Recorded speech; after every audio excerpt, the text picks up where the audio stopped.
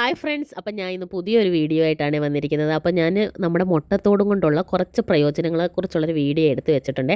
അതിനെക്കുറിച്ച് പറയാനാണ്. ഇപ്പോൾ എല്ലാവരുടെ വീടുകളിൽ മുട്ട വാങ്ങിക്കാറുണ്ട്. അപ്പോൾ അതിൻ്റെ മുട്ടത്തോട് ഇഷ്ടം പോലെ കാണാറുണ്ട്. അപ്പോൾ നമ്മൾ ഈ മുട്ടത്തോടൊക്കെ മഴ സമയത്ത് ഇങ്ങനെ വലിച്ചെറിയുമ്പോൾ അതിനകത്ത് വെള്ളമൊക്കെ വീണിട്ട് കൊതുകും മുട്ടയിട്ട് ആകെപ്പാട് നമുക്ക് ബുദ്ധിമുട്ടാകുമല്ലോ. എന്തായാലും കൊതുക് കെട്ടിയിട്ട് കിടക്കുന്ന വെള്ളത്തിൽ മുട്ടയിട്ട് ആകെ ഇപ്പം പകർച്ചവ്യാധികളൊക്കെ കൂടുതലുള്ള സമയമാണല്ലോ. അപ്പോൾ ഈ മുട്ടത്തോടാണെങ്കിൽ നമ്മൾ ഈ നഖംവെട്ടിയൊക്കെ ഉണ്ടല്ലോ, നഖംവെട്ടിക്കൊക്കെ മൂർച്ച കൂട്ടാൻ നല്ലൊരിതാണ് കേട്ടോ.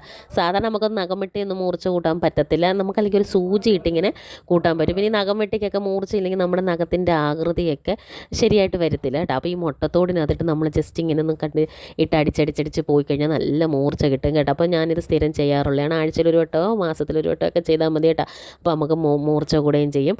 അതുപോലെ തന്നെ നമ്മൾ വീട്ടിൽ ഉപയോഗിക്കുന്ന കത്രികകളൊക്കെ ഉണ്ടല്ലോ, തുണി വെട്ടാൻ ഉപയോഗിക്കുന്നതായ നമ്മുടെ ഹെയർ കട്ട് ചെയ്യുന്നതായാലും പേപ്പർ കട്ട് ചെയ്യുന്നതായാലും ഒക്കെ കത്രികകൾ, നമ്മുടെ ഫിഷ് കട്ട് ചെയ്യുന്ന കത്രികളായാലും ഇങ്ങനെ അതിൻ്റെ മൂർച്ച കൂട്ടാനും നല്ലതാണ് കേട്ടോ. നമ്മൾ ഈ മുട്ടത്തോടിനകത്ത് വെച്ച് കുറച്ച് ഇങ്ങനെ നമുക്ക് ജസ്റ്റ് കട്ട് ചെയ്ത് കൊടുത്താൽ മതി, നന്നായിട്ട് വരും. പിന്നെ നമ്മൾ ഈ മുട്ടത്തോടൊക്കെ മുട്ട പൊട്ടിച്ചൊഴിച്ച് കഴിഞ്ഞിട്ട് നമ്മളൊരു പാത്രത്തിൽ എന്തെങ്കിലും ഇട്ട് ശേഖരിച്ച് വെച്ച് കഴിഞ്ഞാൽ ഒരുപാടായി കഴിഞ്ഞിട്ട് നമ്മളിത് മിക്സിയിലിട്ട് പൊടിച്ച് കഴിഞ്ഞാൽ ഏറ്റവും നല്ല വളമാണ് നമ്മുടെ ചെടികൾക്കാണെങ്കിലും നമ്മൾ പച്ചക്കറി കൃഷി ചെയ്യുന്നവർക്കൊക്കെ ആണെങ്കിലും. ഡയറക്റ്റായിട്ട് നമ്മൾ ഈ മുട്ടത്തോടൊക്കെ ഇടുമ്പോൾ അത് ആ ചെടികൾ പിടിച്ചെടുക്കാനാണെങ്കിൽ ഭയങ്കര ഇതാണ്.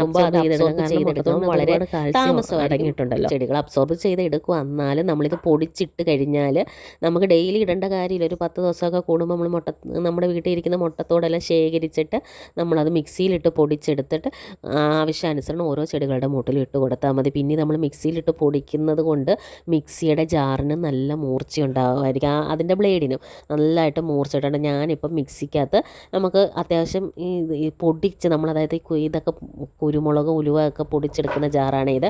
അപ്പോൾ ഈ പൊടിച്ചെടുക്കുന്ന ജാറിന് ഒന്നും കൂടെ നല്ല മൂർച്ച കിട്ടണമെങ്കിൽ ഇങ്ങനെ ചെയ്താൽ മതി കേട്ടോ. മാസത്തിലൊക്കെ ഒരു വട്ടം ചെയ്താൽ മതി. പിന്നെ നമുക്ക് മുട്ടത്തോടൊക്കെ ഒരുപാട് വരുവാണെങ്കിൽ ഇങ്ങനെ ആഴ്ചയിലിട്ടിട്ട് കൊടുത്തിട്ട് നമുക്ക് ചെടികൾക്കും നമ്മുടെ പച്ചക്കറിക്കും എല്ലാം വളമായിട്ടിട്ട് കൊടുക്കാം. പിന്നെ നമ്മൾ മിക്സിയിൽ ഇത് പൊടിക്കുന്ന സമയത്ത് നമ്മൾ മുഖത്തൊരു മാസ്ക് ഇട്ട് വെച്ച് കഴിഞ്ഞാൽ നമുക്ക് ചിലർക്കൊന്നും അതിൻ്റെ സ്മെല്ല് പിടിക്കത്തില്ല കേട്ടോ.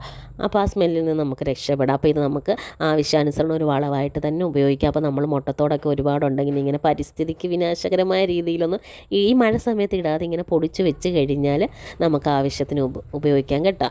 അപ്പോൾ പിന്നെ നമ്മൾ ഇത് നല്ലൊരു വളമാണ്. അതുപോലെ തന്നെ നമ്മുടെ മിക്സിയുടെ ബ്ലേഡിനും നല്ല മൂർച്ച കൂടും. ഇങ്ങനെ ഞാൻ പറഞ്ഞ രീതിയിലൊക്കെ ചെയ്ത് കഴിഞ്ഞാൽ കേട്ടോ, നഖം വെട്ടിക്കാന്നെങ്കിലും കത്രികയ്ക്കാന്നെങ്കിലും ഒക്കെ ഇതായിട്ടുള്ള ഒരു സംഭവമാണ്. നല്ല ഇതാണ്. ഞാൻ മുളകിനൊക്കെ കൊണ്ടിടുകയാണ്. നല്ല തഴച്ച് വളരും ചെടികളൊക്കെ കേട്ടോ, മുളക്, കറിവേപ്പില, ഇതിനെല്ലാം ഞാൻ കൊണ്ടിടുന്നുണ്ട്.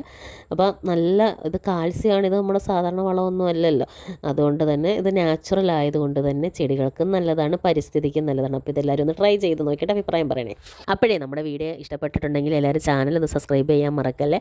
അതുപോലെ കൂടുള്ള ബെൽ ബട്ടണും കൂടെ ഒന്ന് നെക്കിയേക്കണേ. Thank you for watching.